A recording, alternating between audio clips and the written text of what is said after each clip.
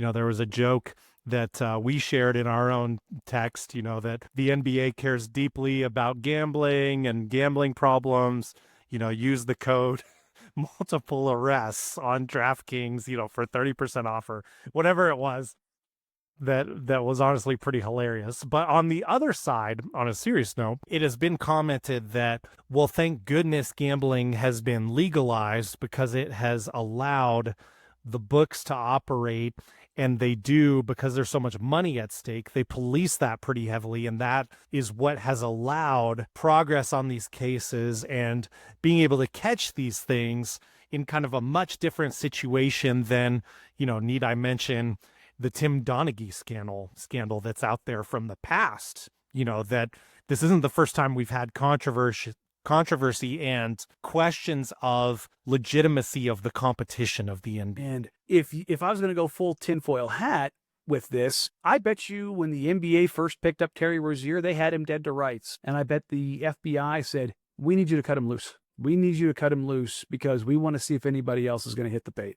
Because that's what when we're in the military, that's what we used to do. We catch somebody lower and boop, catch and release, baby. You want to talk about tactics that are used in the oldest time? Honeypot and catch and release and blackmail. Those things have been around for thousands of years. You know why? Because they work. Yeah. And I almost guarantee the NBA, they're sitting here playing dumb like, oh, we couldn't prosecute it. We didn't have enough evidence. I've seen the security detail that conducts these pre-draft process for these guys and the background checks they do and who they have access to. They could get whatever they wanted. They're playing dumb, and I almost guarantee, again, this is just me. This is not reported anywhere. This is me in my tinfoil hat. I guarantee they had him dead to rights.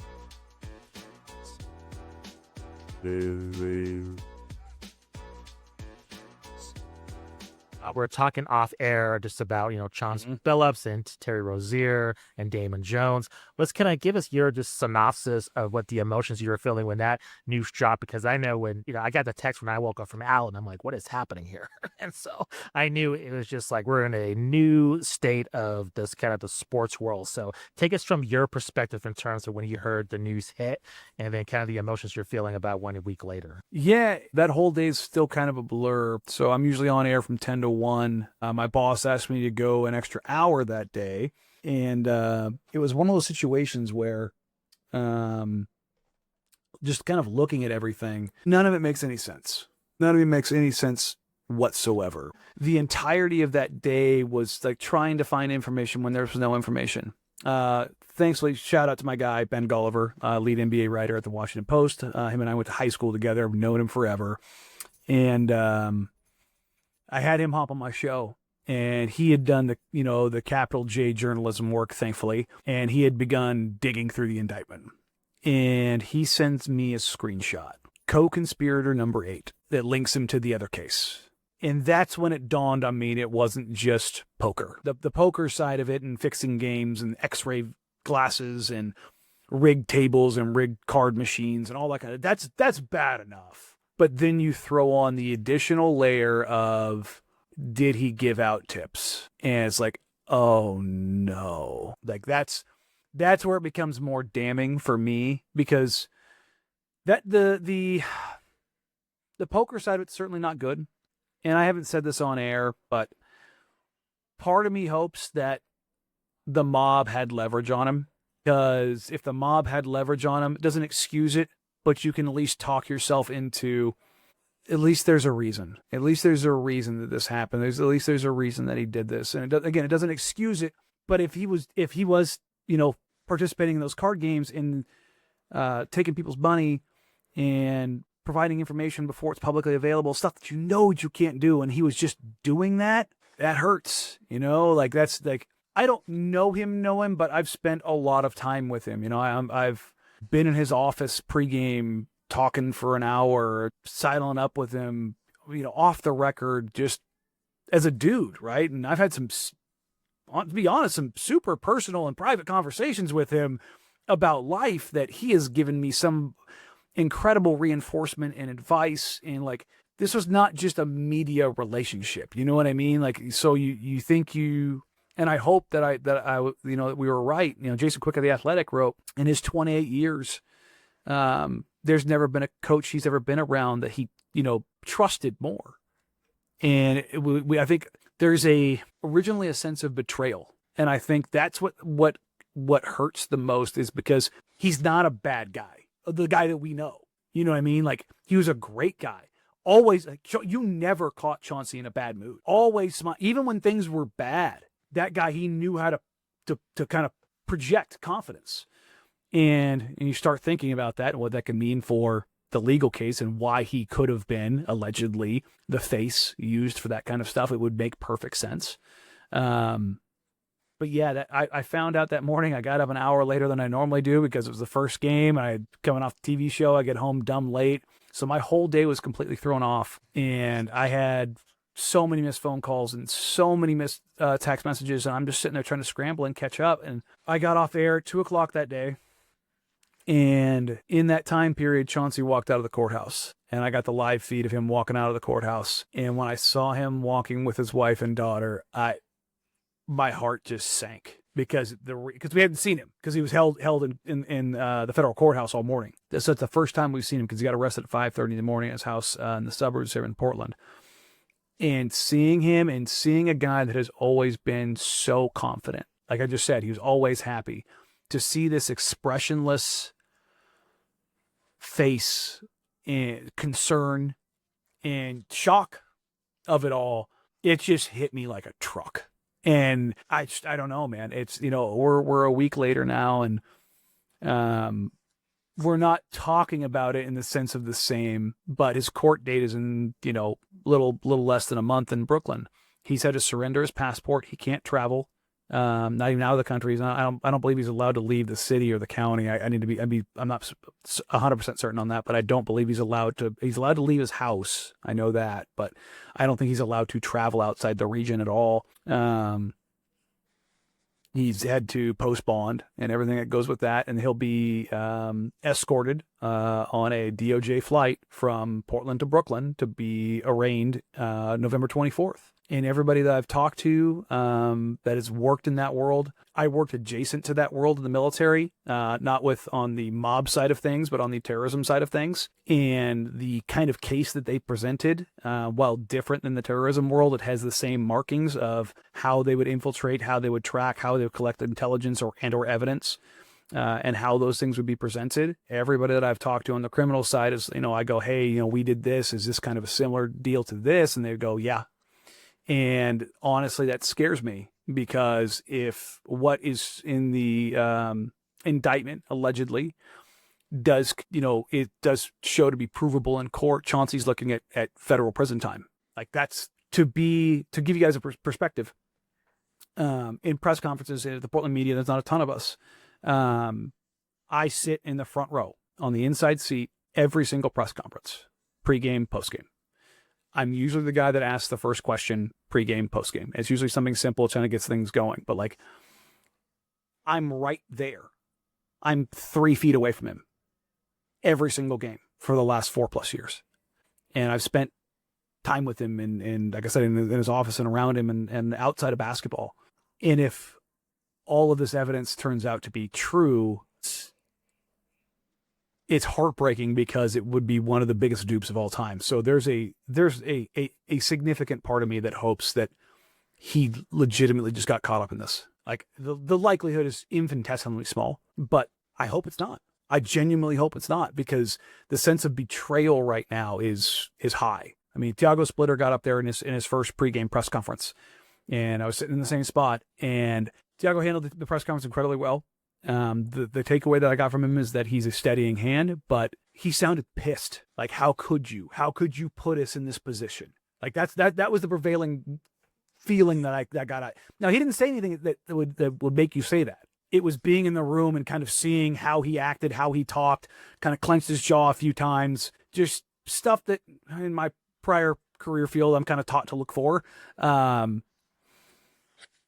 it sounded like he was pissed.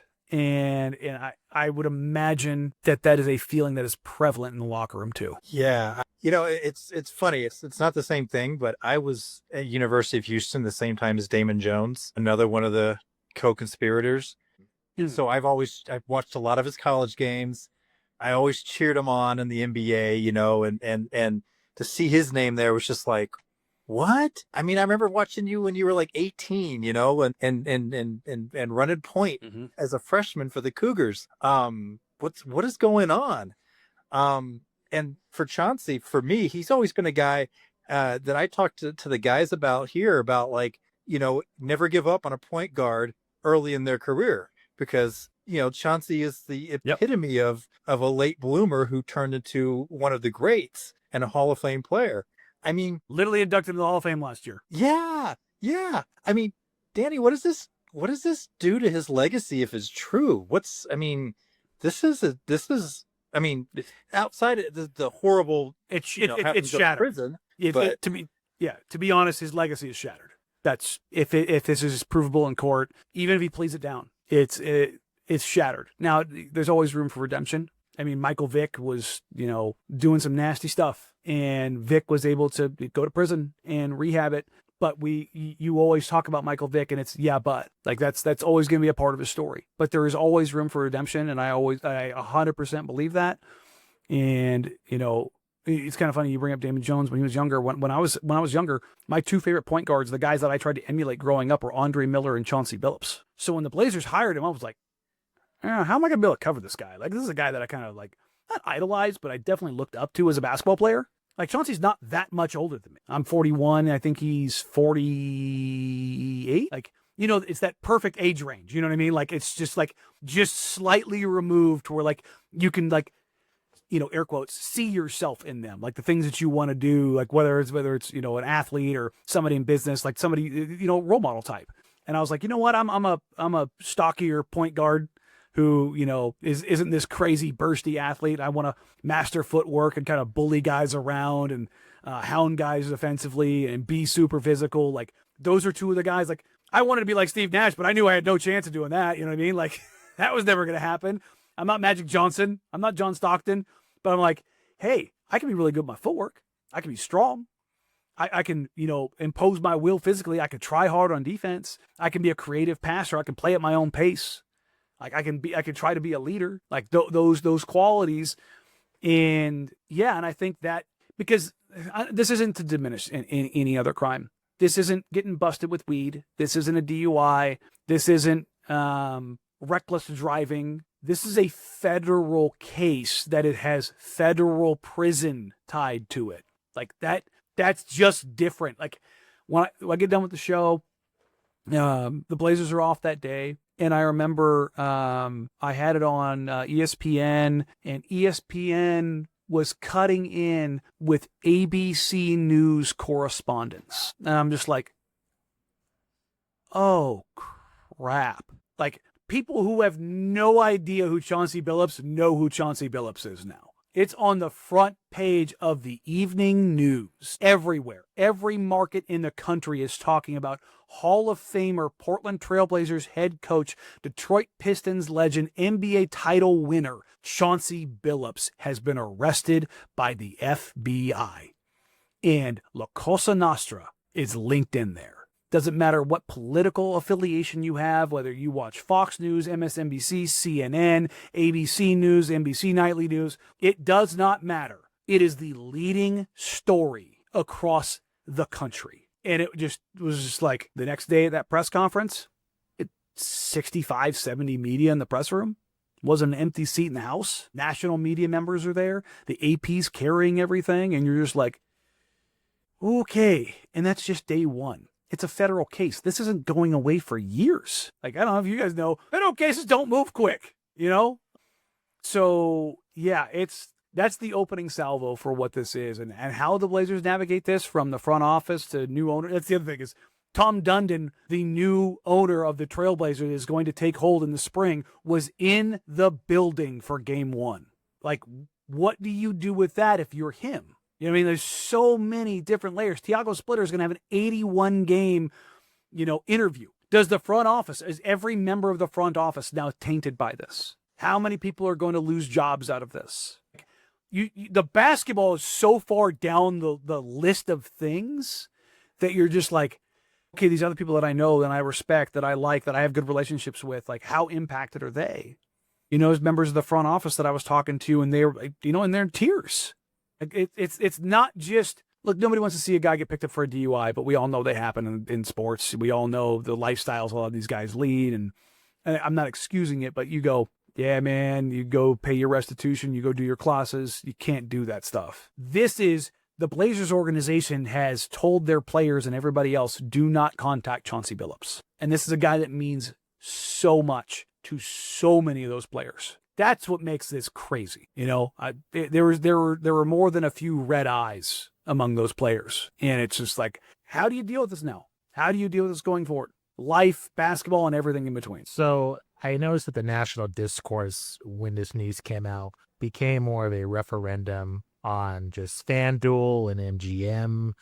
But from what the evidence has come out and what the indictments have said, this seems to be, you mentioned multi-years in the making, goes beyond just somebody just placing bets on their phone. I mean, this is pretty intricate. So how should fans and the media should be talking about this? Because I think there's like two different issues with gambling. One issue that's been prevalent throughout professional sports for years, decades before legalized gambling. And the other is what we're seeing now in terms of, prop bets and players being harassed, was a totally different issue. So regarding this Chauncey Billups situation, how should fans be discussing it? Because I feel like both kind of issues are being intertwined in kind of a weird way at this point. And I'm just wondering what the discussion should be regarding this, kind of putting all this in perspective. Carefully. It should be discussed carefully because there are different elements. There is the gambling side of it with regards to the poker games, but there's also the gambling when you're talking about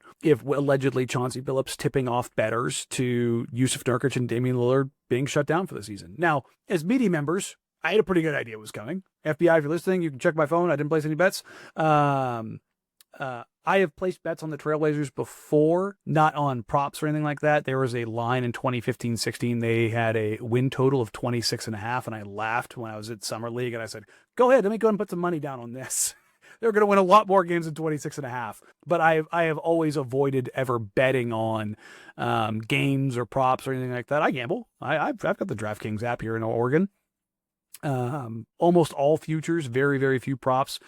I'm of the mind in general, when we're talking about prop bets going forward, I hope the federal government gets rid of all prop bets. I think that is the quickest and easiest fix to things in general, but that also opens up another can of worms, because what will happen is that there are so many people that are already hooked on it, is that bookies will emerge again. So as much as we would like to take it out, the reality is we've opened Pandora's box. And I don't think we can ever put it back in there. I would love for that, getting rid of prop bets to be the easy fix, but I don't think that's going to be how it's going to go. But an individual can influence far too much. It's just too easy to influence. Baseball as a pitcher, football as a quarterback, as a running back. Running back's a little bit harder, but as a quarterback, you can drop down your completion percentage. You can underthrow a ball. Pitcher, the first ball, first strike. Emmanuel Clase and there's another, was it Ortiz for the Cleveland Indians? Two pitchers right now they're never going to play baseball again. And I think the Dominican League told Clase and Ortiz both that they're banned from their league. Obviously, we have Jonte Porter. Obviously, Terry Rozier is a part of this. And if you think it's going to stop there, you're out of your mind. Because this gets a little dark here real quick. Whether it's Chauncey Billups, whether it's Terry Rozier, whether it's somebody else. The FBI did this case to fire a shot across the bow at the mob. That's what they did. That's why they wanted to get Chauncey Billups, because now they have a name and now they have eyes on it, right? That's typically how you do this kind of thing. If you're one of these people that's wrapped up in this, are you going to turn on the mob, or are you going to turn on maybe another athlete? Well, the mob will make you disappear. Chauncey Billups can't go into protective custody. I'm not saying he's a rat or anything like that, but if they're gonna offer you a plea deal to turn on some guys, are you going to turn on the mob, or are you going to turn on other players? I know what I'd do if I was in this situation. You know what I mean? Like, it becomes about self-preservation at that point in time. Like I said, it gets dark real quick when you start you're talking about the mob. This isn't like a couple of bookies running some stuff. Like, you're talking about, millions of dollars changing hands and guys that come from crime families that made people disappear. Like, that's something that becomes scary, right? And so I have a reeling suspicion that there's going to be some more names that come out of this. And what other players, and not necessarily like basketball players, but what other players are involved, or had knowledge. And that's going to be the hard or interesting thing. Interesting is probably too light of a word to use, But who else comes out of that is going to be something to watch.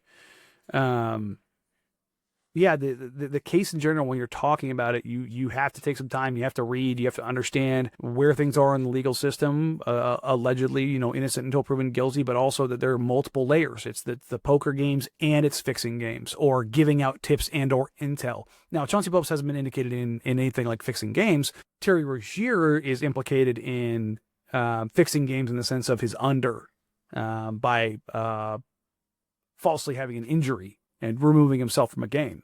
Well, that's influencing the outcome of a game directly. That's that you might as well be shaving points. And if you want to take it a step further, I for various reasons, I don't feel sorry for the Miami Heat after the Damian Lillard trade saga. I have no love lost for most of the media there and that fan base and how they were in my mentions and telling me to go kill myself. But the NBA did not alert them to the pending investigation around Terry Rozier and the FBI. And they allowed the Miami Heat to trade for him and give up a first-round pick. Do the Heat have a arbitration case? Because their draft picks, because they gave that pick up, their draft picks for the next 4 years are now locked. Like, what are they supposed to do? Now, again, I don't feel bad for the Heat, but from a business standpoint, that's a real thing you have to consider now. Like, if you want me to I have it in a box. I have a snapback just like I have on right now that me and my old co-host on the podcast, anytime I would get a little weird, I literally covered an old snapback in tinfoil, and I put my tinfoil hat on.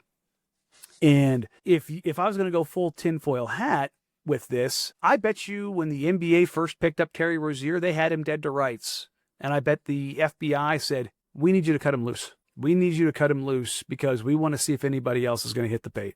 Because that's what when we were in the military, that's what we used to do. We catch somebody lower and boop, catch and release, baby. You want to talk about tactics that are used in the oldest time? Honeypot and catch and release and blackmail. Those things have been around for thousands of years. You know why? Because they work. Yeah. And I almost guarantee the NBA, they're sitting here playing dumb like, oh, we couldn't prosecute. We didn't have enough evidence. I've seen the security detail that conducts these pre-draft process for these guys and the background checks they do and who they have access to. They could get whatever they wanted. They're playing dumb, and I almost guarantee, again, this is just me. This is not reported anywhere. This is me in my tinfoil hat. I guarantee they had him dead to rights. And the FBI said, I can believe that. I've been tangentially involved in something like that with a hacking. Justin, you might not remember this from back in our days at our old job together, but there was some Ukrainians who did a hacking job. Oh, yeah, I remember. And I guess my bosses knew about it for like a year and a half before I found out about it. Which was bad for me because I was on with clients just the week before talking about how secure we were. And then the story broke. But the FBI had said, you cannot say a word to any about this. This is an ongoing investigation. Let him go. You say anything, then we will charge you as well. Obstruction. So, yep. Yeah. So I see where you're coming from. I think that's probably most likely. I mean, the other likely thing is the NBA found out and decided to cover it up, which I doubt they would do that because I think that would, that's obstruction right there for Adam Silver and crew, and I don't think they would risk that. It's really the only option that's left for you. You have two options. Either you did it and you worked in concert with the FBI, or you're so inept at your job that you shouldn't be there. Yeah. Yeah. It's just interesting how that goes. And honestly, for me, my first thing, like seeing like La Cosa Nostra, I was like, they're still around? I mean, they all moved to Vegas.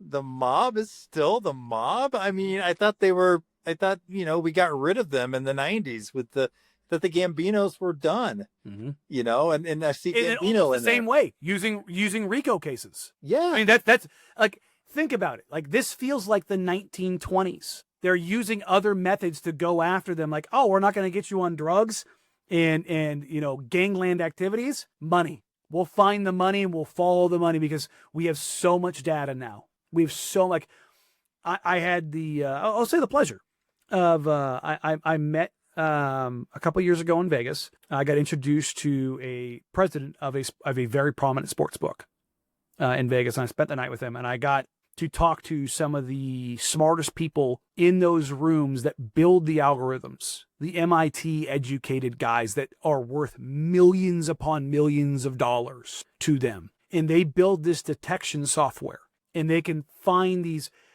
bets everywhere. If you're listening to this and you're thinking, oh, I got a hook, I got an insight on something, don't do it. They see it.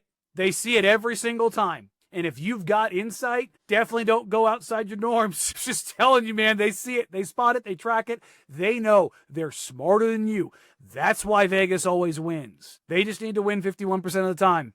And they win a lot more than that. They have billions invested in this, and they don't take kindly to getting swindled. They've got a lot of influence in government. They've got influence in law enforcement.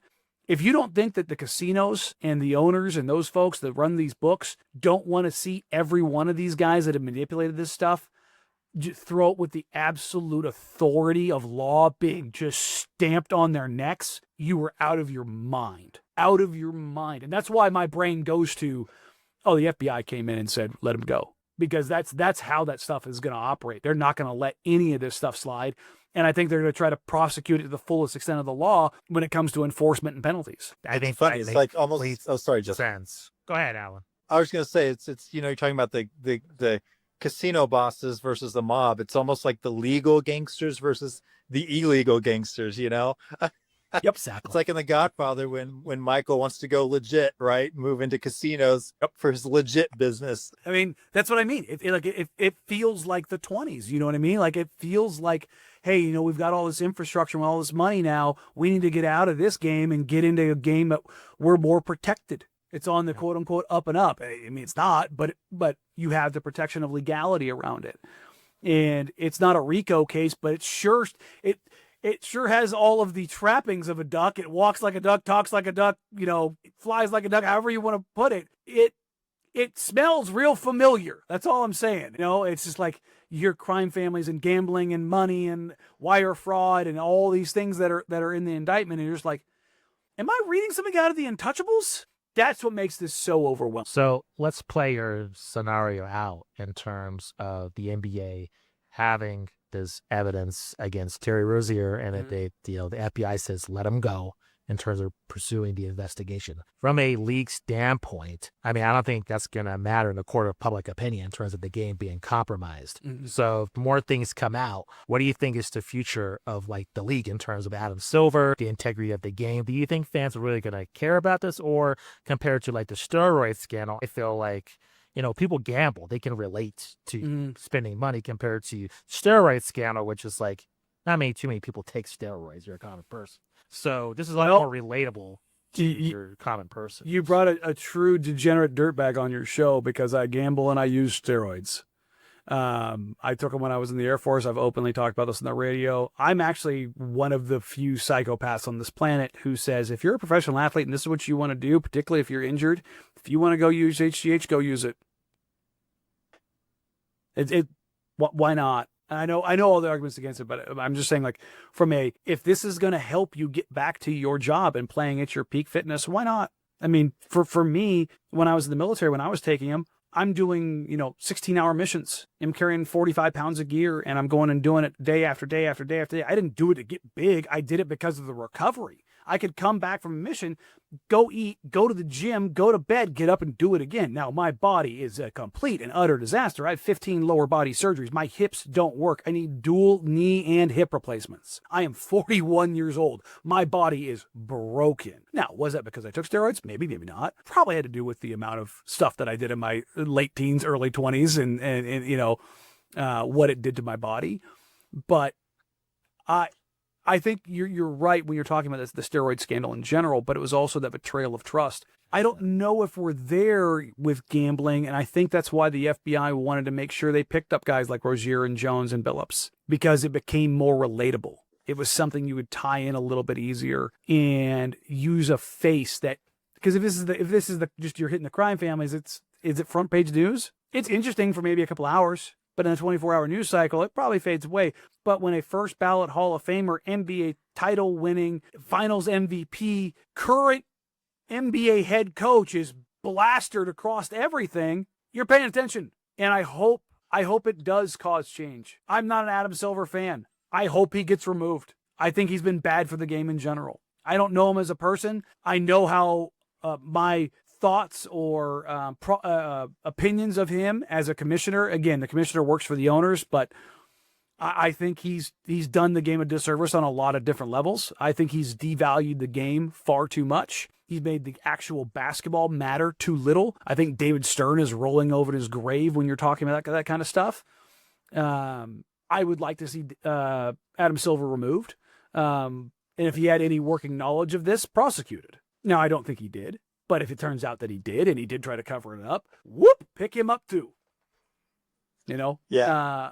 But along those lines, I hope there's damage to the integrity of the game. And not because I'm a masochist, but because if there's damage to the integrity of the game, you know what you have to do? You have to start over. You have to build that trust, which means you're doing right by the game. Yeah. Danny, first of all, Justin, you remember we had that conversation about steroids 10 years ago. So Danny, I'm on your side. I think the biggest thing for me when the whole steroid era was the unfair advantage is that only a few people have access to it. If it's like the personal training programs that everybody has nowadays and all the other stuff, it's just another competitive advantage. So I'm with you. You're not the only psychopath in the world that goes on that. That being said, the Silver stuff is really interesting to me. On the show, we've talked about his comments about the game being a game of highlights. Drives me nuts. We found it deplorable. We thought that was a fireable offense. We've also talked about how NBC seems like they're saving basketball because they're making every game matter. By doing the bare minimum. Yeah. By doing it, it's not like they reinvented the wheel. They just said, hey, you know what we should do? We should make games cool again. We should show introductions. We should show Kevin Durant getting booed before the game. We should talk about the game at halftime instead of what LeBron James is reading on the sidelines. It's not hard. And yet, at every turn, they seem to get it right. Even if you're not an NFL fan, the NFL is about the NFL, about the NFL, about the NFL. It is about protecting the shield at all times. Agreed. All times. Meanwhile, the NBA, it's this one day, zig another way, zag another way. It's like, you're missing the road, dude. You're not ever going to be the NFL. You're not going to have 150 million people watching your championship game. You are not the sport of America. But you're the second most popular. Take that and run with it and quit trying to appeal to people who don't care about your game. I sound like the fuddy-duddy old baseball fan who's like, not my game. And I'm like, we can change the game. We can get up more threes. We can play faster. We can play more aggressive defense. We can change the three-point line. We can change defensive rules. We can change all these things. That's fine. I'm not against that. Let's make the game better. But let's make the game the main thing. And I feel like that much, I know, and we're getting sidetracked, but that has just been so lost. And meanwhile, NBC comes along and they feel like a godsend for doing the bare minimum. It's pure insanity to me. I work in TV and radio, so I'm familiar with both sides of it. I just look at it and I go, yeah, that wasn't hard, guys. You got good announcers. You got a good presentation. Your halftime show didn't suck. You talked about basketball. Ta-da! Oh my God, everybody thought the broadcast was incredible. It was like, yeah, you did the thing. Good drag, and everybody's patting themselves on the back for doing the bare minimum. It just, see, this fires me up. Wow, you bring that up, and I feel you when it comes to the W, because I feel like the league didn't care about the WNBA. COVID happens, they care, and look what happens. Expansion, Caitlin Clark, plenty of compelling players. Yeah, we have an expansion franchise here in Portland starting this year. There you go. Yeah, it's what happens when you care. It's amazing. We actually give a crap. It's That's nuts. a little bit. Yeah, absolutely. Before we let you go, let's talk about the future of the Trailblazers this season. Yeah, it's a bummer. We're talking about all this. We don't get to talk about a basketball team that has been through 5 games, has been some of the most fun basketball I have covered in a decade. And then day 3 of the NBA season, wham, NBA gambling scandal hits. And I think the FBI is at my door. Threatens to set everything on fire here. So I don't even know where to begin because there are several branches here, and you guys can help me out with it. But we get news that Terry Rozier is being arrested. I think that was maybe the first bit of information that dropped for me. from what I was seeing on my feed anyway. And then almost immediately after, certainly the same day, we get news of Chauncey Billups being involved with the mafia in some kind of poker ring.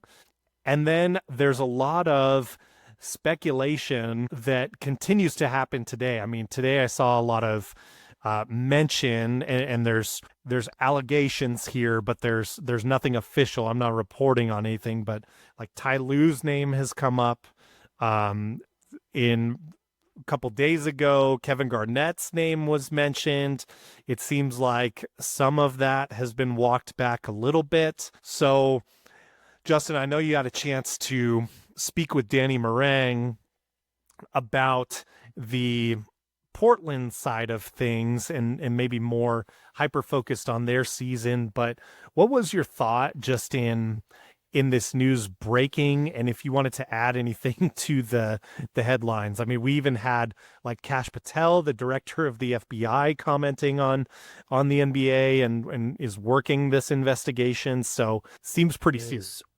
What Danny said, which was there's a personal element to this. Danny covers the Portland Trail Blazers. He outlined how he has a personal relationship with Chauncey Billups in terms of covering him, and it's personal. And especially with these reporters, I mean, just attending media day, it's different, right? I think with journalism, integrity is very interesting in sports because with beat reporters, they're not impartial.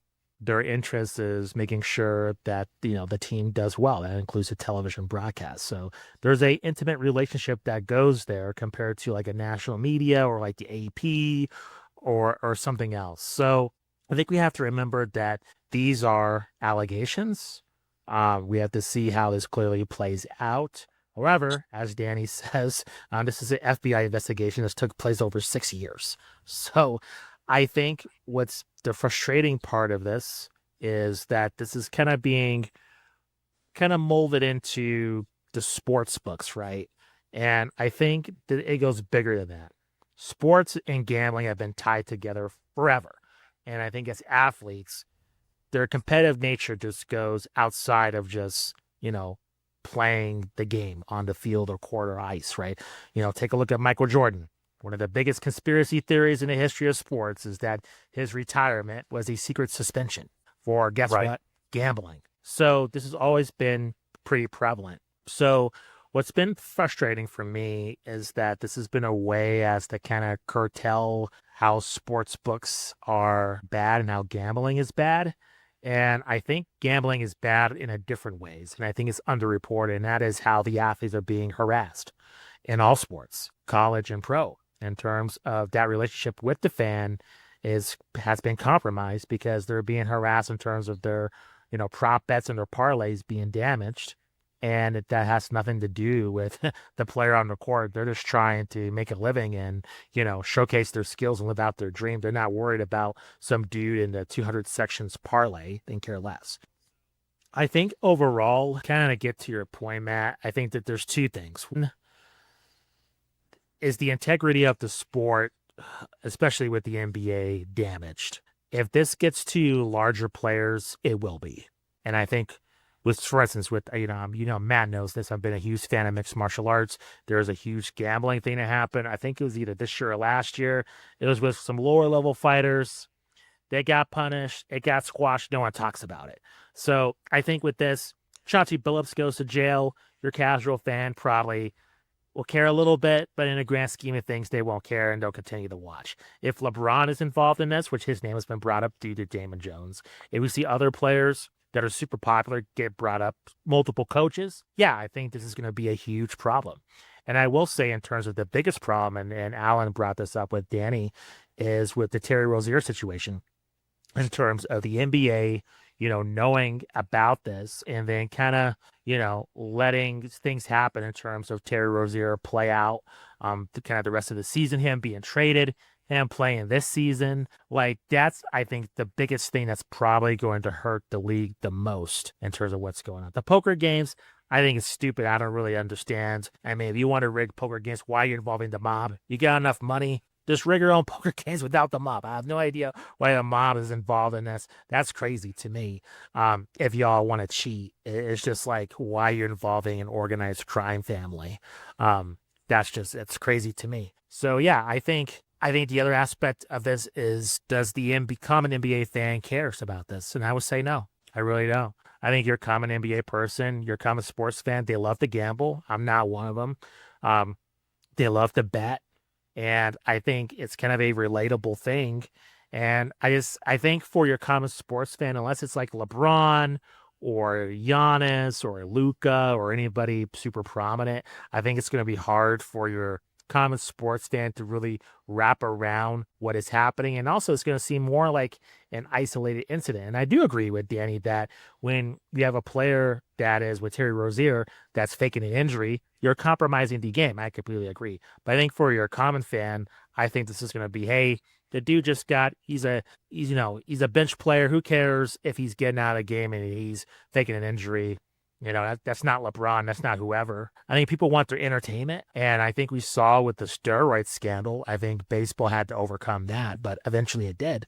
And now they're having some of the highest ratings they have in a long time. And, baseball is popular due to the changes they have made. So overall, I think that the biggest thing is what happens to Adam Silver. I think his leadership is truly compromised through this in a kind of way. So yeah, it's a bummer. It's a black eye, and it's such a shame because the NBA has been relatively hot, and also with a lot of players injured, and there's been a lot of optimism and a lot of excitement, and we have this crap to talk about, unfortunately. There's a lot there that you brought up, so I want to try to unpack some of that. One point that I've seen brought up and kind of debated is, on the one side, the league has been promoting gambling heavily.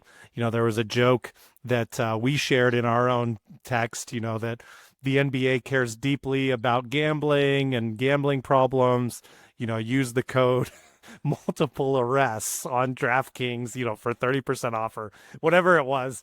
That was honestly pretty hilarious. But on the other side, on a serious note, it has been commented that, well, thank goodness gambling has been legalized because it has allowed the books to operate, and they do, because there's so much money at stake, they police that pretty heavily, and that is what has allowed progress on these cases and being able to catch these things in kind of a much different situation than, need I mention the Tim Donaghy scandal that's out there from the past. That this isn't the first time we've had controversy and questions of legitimacy of the competition of the NBA. So I guess, Alan, if I can kind of direct a question, I want to go back to what Justin mentioned of the integrity of the game.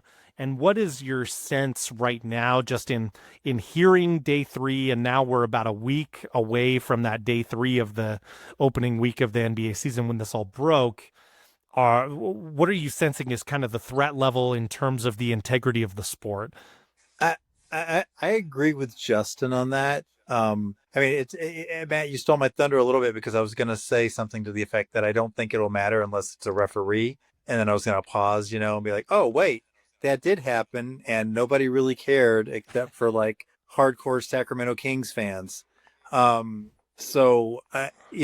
think ultimately, I think it's a water cooler discussion topic right now. And I think, it'll flare up every time there's new news. But, if it's limited to these 3 plus one other player who we know, or these 3 plus Jonte Porter plus one other player we know who's been investigated for this, but cleared by the NBA, then I think that we're probably not going to see, it's going to be kind of a nothing burger. The NBA will certainly paint it as a bunch of some bad actors acting outside of the integrity of the game. And look, we caught them. Good for us. That's exactly what Adam Silver is hoping to do with this. I think ultimately, though, if you really go into like, I'm not a gambler. When I go to Vegas, I don't gamble. I just eat some food and see some sights and go to the pool. I've never been comfortable with kind of the, the NBA presented by DraftKings, and stuff like that. It's always rubbed me a little bit the wrong way. Because the number one rule of gambling is the house. The house always wins. So I've always considered gambling to be like the lottery. It's a tax on poor people. So I'm just not a fan of that at all. If you're talking overall ethical integrity of the game, I think that's been compromised for a while now. Interesting. I think it presents a situation where I think where the NBA gets really damaged is if you approach the majority of the current fandom that no longer believes the sport is real, like no longer believes this is genuine competition. I think that's kind of the danger mode, like, look out, we're failing. And I just don't see at the moment. I mean, I don't even know how much we're talking about this in a month from now, unless, Justin, like you mentioned, I mean, if this continues going up the chain and bigger stars are brought into this, but even if that is the case, I think the biggest consequence I could see at the moment is just a change in the NBA commissioner. But beyond that, it's hard for me to believe that the integrity of the game will come into question that much. And I'm sorry, Alan, go ahead. I lost my train of thought. No, it's okay. I've got some late breaking news. We're talking about the integrity of the game, and like maybe it's fake, but I'm just seeing something here. The Bucks Warriors game. John Cena has just come onto the court, and he started to dunk. Oh no, basketballs and stuff. And now CM Punk is out there now too. I'm not sure what's going on, but goodness. I'm sure this is all okay. Oh my goodness. This Peacemaker, man, he's a baller. You didn't know?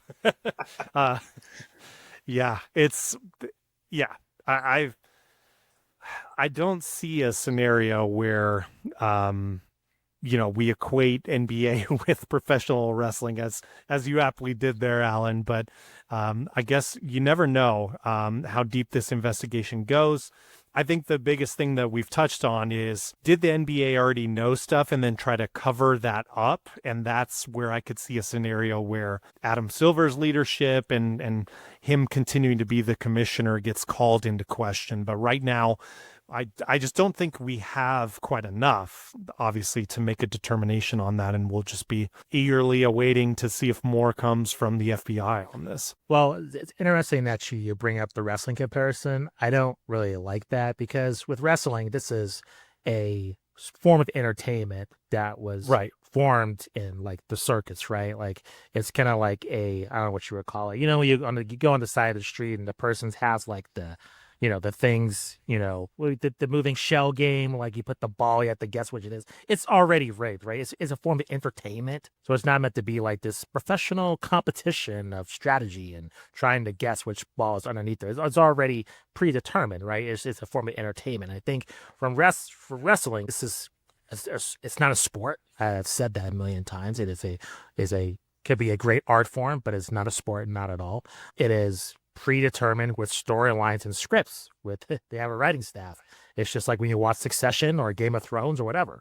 Or with the NBA, this is a lot more dangerous because you have individual actors serving in their own self-interest to compromise the game and make money on the side, for themselves or other people.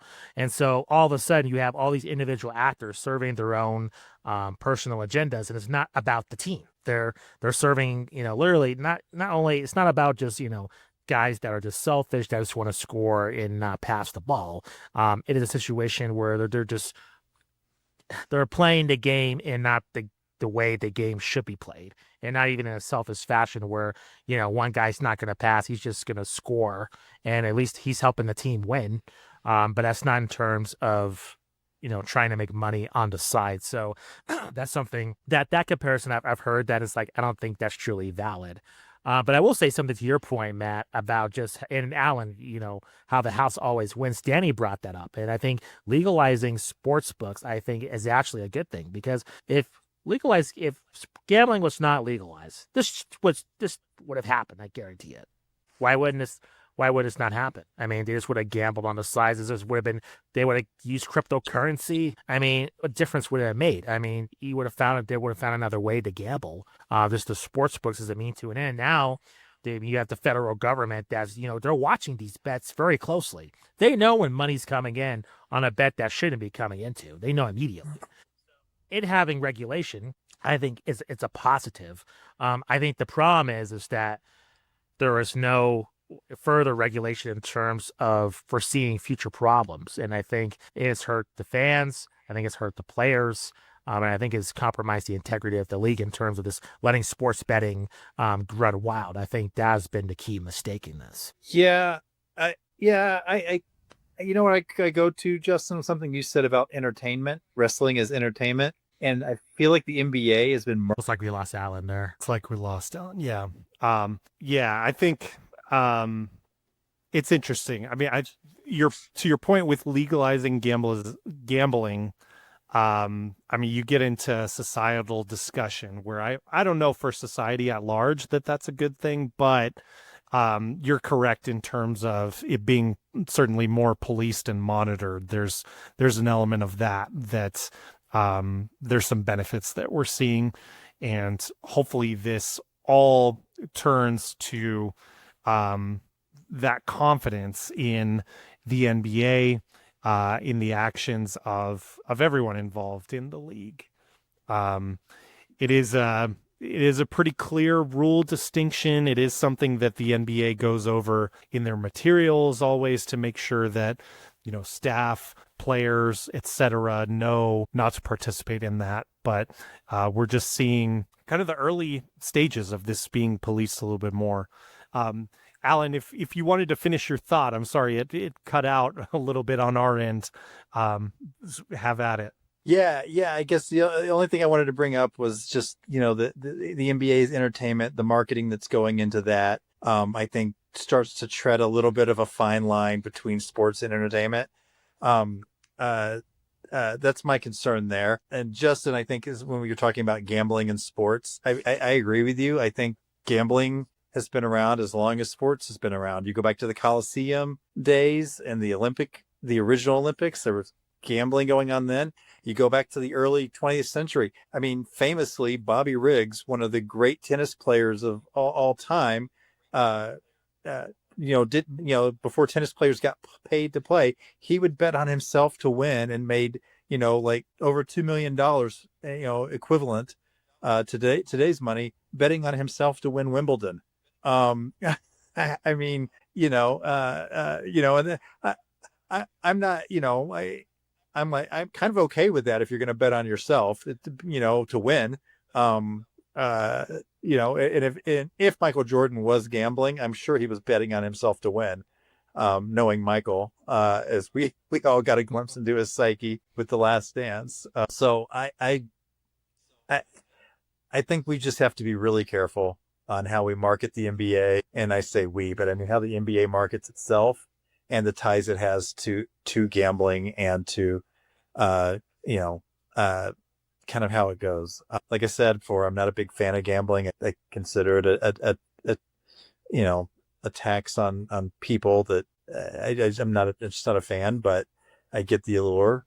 I think we just have to be careful. Definitely. The ratings have been record breaking even after this news came out about gambling. So at least in the initial impact of this news and scandals, it does not seem to have worn on the fandom that's viewing and contributing to those ratings at the moment. So there's not an initial confidence loss in the NBA. I'm sure people who are more critical of the NBA and maybe people who are not fans of the NBA anymore or never were, sure, this is something they're going to point out and highlight. This is something that if the stories continue to come out, people will use this as ammo anytime there's questionable fourth quarters, questionable free throw counts, those kinds of things.